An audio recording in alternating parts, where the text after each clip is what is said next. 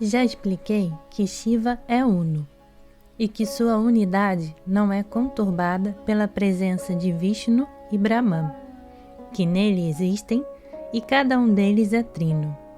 Daqui se infere que, segundo já disse, Shiva é também setenário.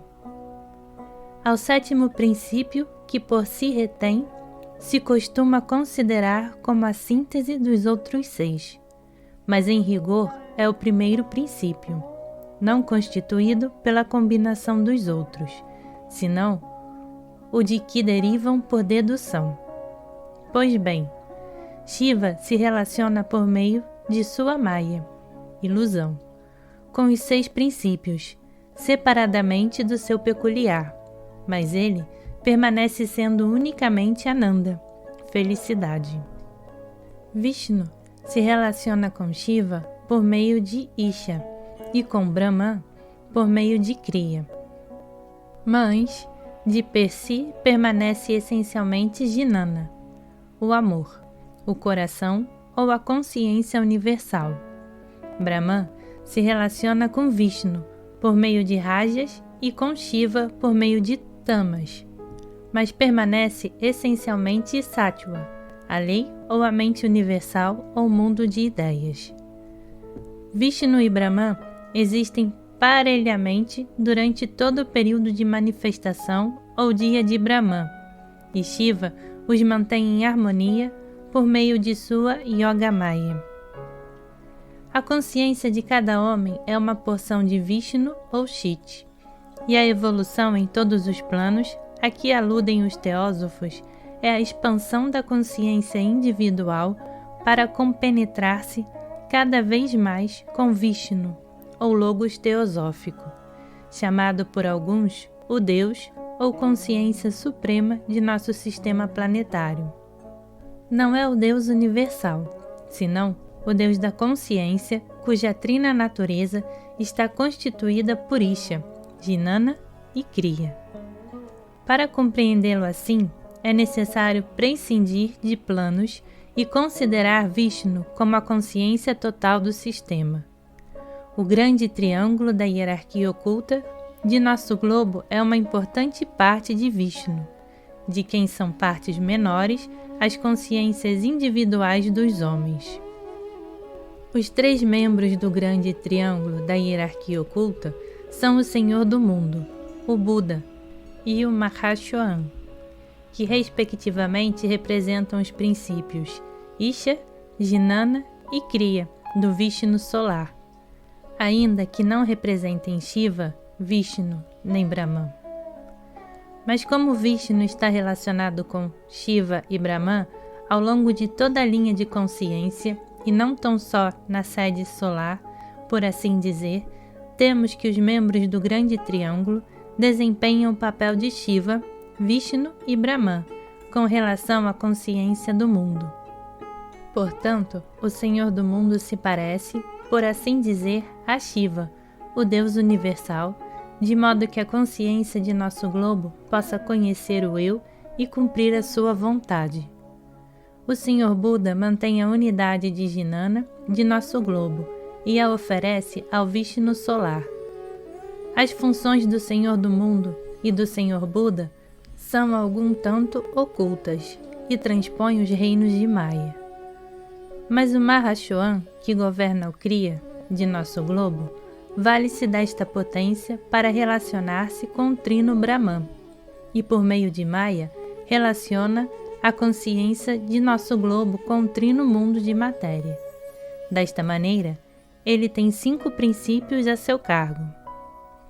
Toda vida é vida de Shiva, mas como os homens estão passando pela fase de Vishnu, conquanto cada qual pertença a um dos princípios fundamentais da única vida de Shiva, está mostrando por agora a sua natureza essencial mediante uma modalidade de consciência. Mas recordemo-nos de que a consciência, o processo do tempo, não é a sua vida real, assim como a mera existência, o processo do espaço, não é a sua consciência. Do mesmo modo que o homem utiliza em seu corpo uma porção de Brahman, também utiliza em sua consciência uma porção de Vishnu, mas sua vida real transcende a consciência. Pois bem, como Shiva, o verdadeiro Deus para o homem, é uno com Vishnu e Brahman, o homem pode buscá-lo enquanto passa pelo consciente estado de vida mayávica, dirigindo externa ou internamente a sua consciência para o princípio universal expresso por meio de Vishnu ou de Brahman. A vontade, o amor e o pensamento têm assim aplicação dual, pois podem dirigir-se internamente à consciência ou externamente à matéria, segundo o raio a que pertença o indivíduo possuidor da referida consciência.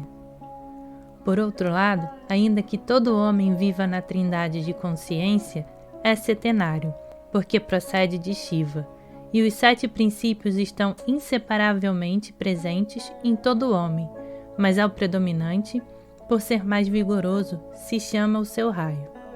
Portanto, o raio de um homem não só não é uma coisa material, como tampouco é uma distinção de consciência, mas pertence-lhe por sua relação com Shiva.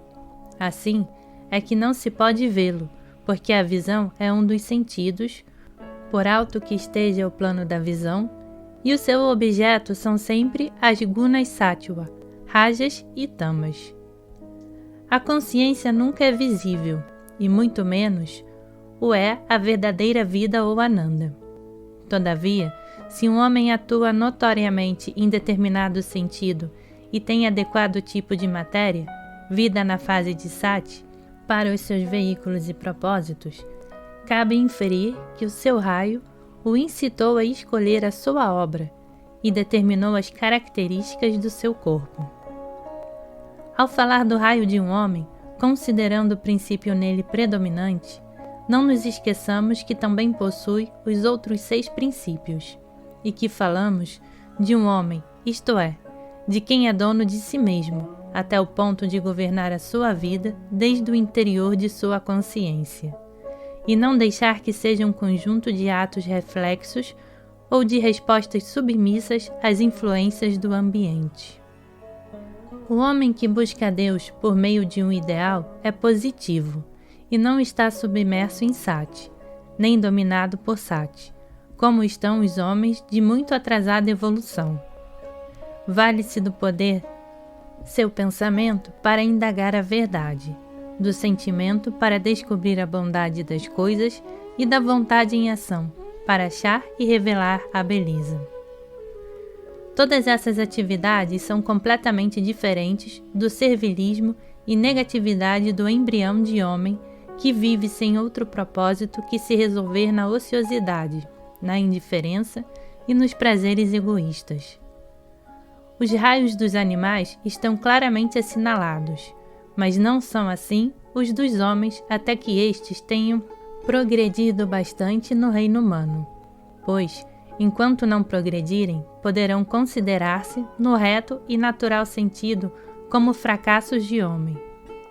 Com o desenvolvimento de suas faculdades intelectuais, complicou-se de tal maneira o karma e se abriram influências tão diversas que geralmente o homem perde de vista, por obscurecidos, os profundos anelos espirituais de seu verdadeiro ser.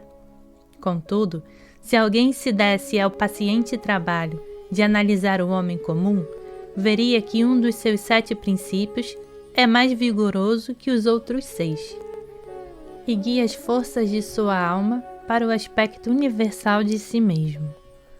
Num homem de caráter que não seja escravo de seu corpo, nem das emoções pessoais relacionadas com este corpo, nem de ideias fixas ou prejuízos adquiridos, senão que a vontade, o amor e o pensamento próprios guiem a sua conduta, pode distinguir seu raio com relativa facilidade e também pode formular-se a si mesmo algumas perguntas que o ajudem a descobrir o raio a que pertence.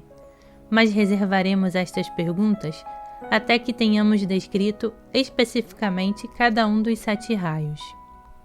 Na vida comum dos homens, manifestam-se os raios nos seguintes tipos gerais. Primeiro, o homem de vontade, que se esforça por libertar-se do domínio do eu e das circunstâncias. É o governante. Segundo, o homem de amor, que se esforça por conseguir a unidade por meio da simpatia. É o filântropo.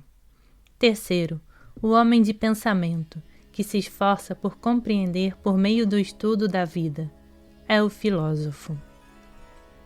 Quarto, o homem de imaginação, que busca a harmonia por um triplo caminho, o mago, o ator e o artista simbólico. Quinto, homem de pensamento, em busca da verdade no mundo, é o cientista. Sexto, homem de amor, que busca Deus como bondade no mundo, é o devoto. Sétimo, o homem de vontade, que busca Deus como beleza no mundo, é o artista e artífice. As expressões e atividades destes tipos gerais são variadíssimas, e na parte 2 deste livro veremos que incluem, respectivamente, as características atribuídas aos raios pelos diferentes tradistas desta matéria. Antes de encerrar a parte 1 deste livro, eu gostaria de explicar por que empreguei termos imaginários da literatura sânscrita, ao invés de outros termos mais familiares aos leitores ocidentais. Primeiro, porque pessoalmente aprendi estas verdades nesses termos sânscritos. Segundo, porque, abre aspas, tal qual na ciência e tecnologia modernas, fecha aspas, é de se desejar haver novas palavras para ideias novas, e as palavras sânscritas são as mais adequadas. Estas verdades são de âmbito mundial, pouco importando a linguagem que lhes empregamos. Os cristãos, por exemplo, podem substituí-las em sua leitura por o Pai, o Filho e o Espírito Santo, em vez de Shiva, Vishnu e Brahman, se o desejarem.